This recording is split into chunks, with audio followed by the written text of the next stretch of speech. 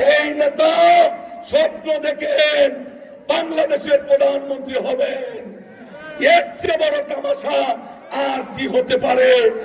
আমরা গণতন্ত্র চর্চা করি, গণতান্ত্রিক রীতি মেনে আমরা নির্বাচনে সকলের সাথে কাজ করছে।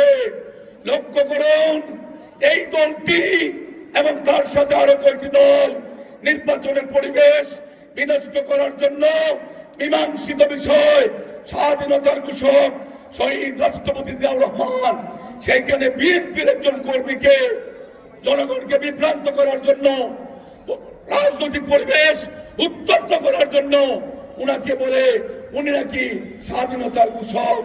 আমাদের মায়েরা লেখাপড়া করেছেন, যোগ্যতা অর্জন করেছেন, পরিবারের স্বাচ্ছন্দ্য ফিরে আনার জন্য পুরুষের পাশে নারীরা দাঁড়িয়েছেন। অথচ এই মুরব্বী মায়েদেরকে, মেয়েদেরকে এমন একটি ভাষা ব্যবহার করেছেন, মাগরিবের নামাজের আগে এটা বললে ওযু থাকবে কিনা আমি জানি না, এই কথাটা আমি উচ্চারণ করতে চাই না।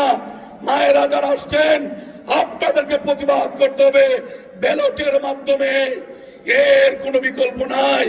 কথা না বাড়িয়ে অনুরোধ একটাই, এবারের ভোট স্বাধীনতার সার্বভৌমত্ব রক্ষার ভোট, এবারের ভোট মায়েদের ইজ্জত আবরু হেফাজতের ভোট, এবারের ভোট আমাদের তরুণ সমাজকে বিপদকামিতার হাত থেকে রক্ষা করার ভোট।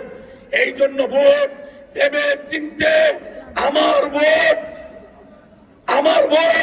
আমি দেব, যাকে খুশি তাকে দেব, এটাই হবে আমাদের অন্তরের কথা।